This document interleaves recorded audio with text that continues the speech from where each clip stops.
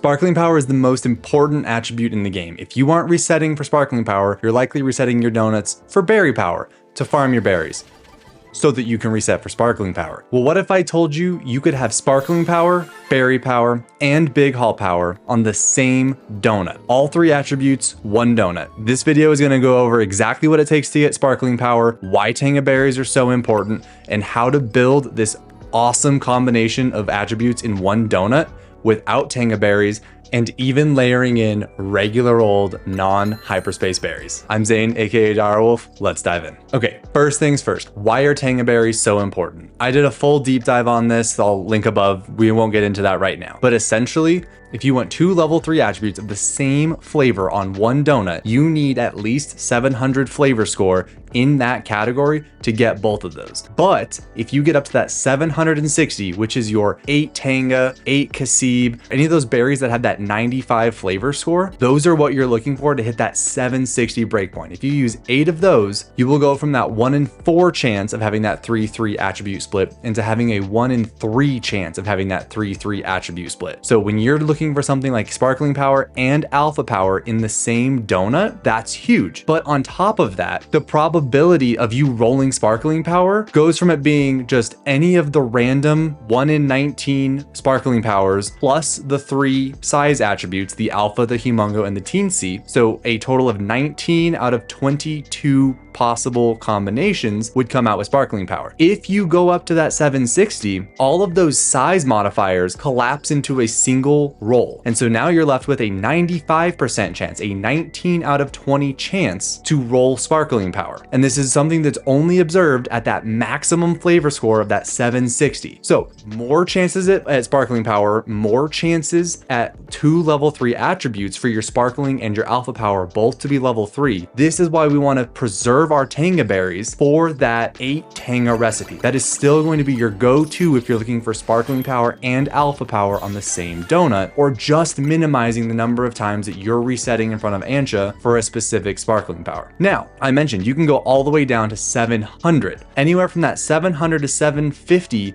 sees the same rate in sparkling power and 3-3 donuts. So you want to minimize the number of Tanga berries that you use while maximizing the total number of calories and level boost you get, which leads us to our next recipe, which is the 6 Haban and 2 Tanga berry donut. This is the donut that's going to give you the most amount of calories while still maximizing your chance at sparkling power and alpha power on the same donut. So the 6 Haban 2 Tanga and the 8 Tanga are going to be the only 2 pure sweet donut recipes that you should be using if you're looking to maximize sparkling power, alpha power, and time spent shiny hunting. Now, let's take a step back. What if you just care about sparkling power? Now we can layer in some other attributes, and this is where the rainbow donuts come in. So with the rainbow donut, what we can do is tie our sour score for the berry farming mechanics with our sweet score for the shiny hunting mechanics, and these can be merged into the same donut. You can get sparkling power, berry power, or any of the other item powers. Say you're looking for evolution items, or you're farming money or coins for Gimme Ghoul. Any one of those item powers and big haul can all be merged into the same donut. And this is a huge efficiency boon. So say you were looking for a shiny Rotom and you rolled sparkling power ghost, and in the 5-star hyperspace you can look for the Beast Ball, Dream Ball, Sport Ball, and Safari Ball. And now with one donut, you can farm both your shiny Rotom and whichever of these incredibly rare Pokeballs you're looking for, all because you can combine Sparkling Power level 3, Ghost or Electric, with your Item Power level 3 Pokeballs, which is going to cause these rare Pokeballs to spawn only in 5-star hyperspace zones. You're able to combine this hunt into one hyperspace hole with one donut and save yourself the headache of having to farm a whole other 25,000 survey points and hope you don't end up with a trainer battle, making you have to do it all over again. Okay, I hear you. You're sold on the efficiencies. It's time to move on. What are the actual recipes? Well, I've been very intentional to only show you the most generic sweet and sour recipe up until this point, because what we really need to talk about is the 420 breakpoint myth. So on screen, I have only been showing you 4 Tanga, 4 Kasib recipes, because that is the most obvious way to get to that 420 breakpoint of flavor score that everyone thinks is going to yield them level 3 donuts. What if I told you you don't need 420? What if I flash on screen something that takes 400?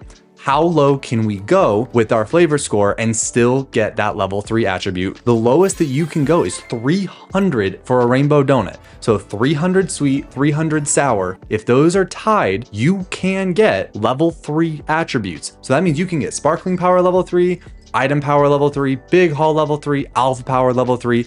Any of those attributes, you can roll level 3 with a 300 or more flavor score. That's it. That's the bar. And with that bar being so low, we can do some pretty crazy things. So for the rest of this video, I'm only going to focus on recipes that give you a sweet and sour rainbow donut that do not use Tanga berries. And I'm even going to throw in a nice little bonus recipe that uses a regular berry. If you only need 7 hyper berries and 1 regular berry, that's already a 12.5% berry farming boost. You're welcome. So the first recipe we're going to talk about is the 4 Haban 4 Roseli berry. This is going to be your strongest possible sweet and sour recipe. This is going to have the most calories, most level boost possible because it's only leveraging the strongest berries that we have. However, because those other berries bring in fresh and spicy attributes that are so close to matching with the sweet and the sour flavors, you end up rolling a ton of donuts that don't have too sweet or too sour flavors on them. You end up splitting the difference, and without some form of RNG manipulation or way to choose which attributes you end up with this donut, in theory, it's great, but in application, it really falls short. So what we're gonna do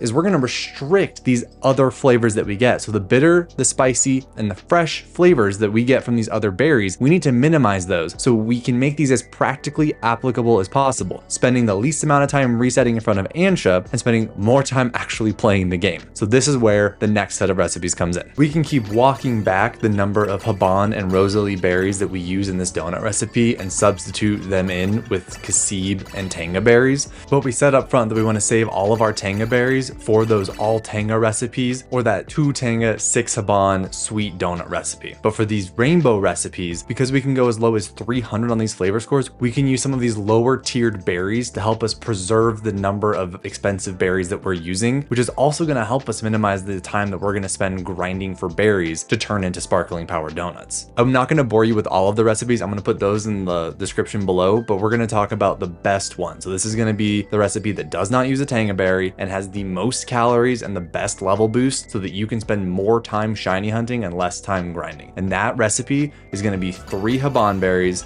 2 Roseli berries, 1 Babiri berry, 1 Chople berry, and 1 Wacan berry. And this is going to give you a 310-310 sweet sour split with a final level boost of 99 and 3,900 calories. And that's going to be more calories and a bigger level boost than the 8 Tanga berry donut gives you. So you're using fewer expensive berries and getting a bigger boost from it. Being able to convert that into a sparkling power level 3 and berry power level 3 and big haul, it's really just like an infinite ammo glitch for the berry recipes. But we're not done there. I did tell you that we were going to go over a recipe that uses a regular run-of-the-mill berry that you can buy from a berry stand in Lumio City. It is not a hyperspace berry. So this recipe is going to still leverage the same 3 Haban, 2 Roseli berry combo, but now it's going to use 1 Kasib berry, 1 Qualot berry, and 1 regular old Payapa berry. This is going to result in the same 310-310 sweet to sour split ratio. It's only going to have 90 level boost, which is still more than the Tanga berry, and down to 3,400 calories. But again, you're able to get sparkling power level 3, big haul, or berry power level 3 all on the same donut, and it's only costing you now 7 hyperspace berries instead of the full 8. It's already a boost to your berry inventory. So hopefully you guys found this helpful. Let me know in the comments below if there are any other berry combinations that you want to look at. I'm going to add a few more combinations that are going to go through and burn up some of your fresh berries, your spicy and your bitter berries as well, and just give you more opportunities to roll that sparkling power level 3 while emptying a lot of those berries that are building up because you're not using them in your normal donut flow. Now that you know how to make all of the sparkling power donuts, check out these videos over here to apply those to shiny hunting either the legendaries or any of the other Pokemon available in the hyperspace wild zones. I'll see you there.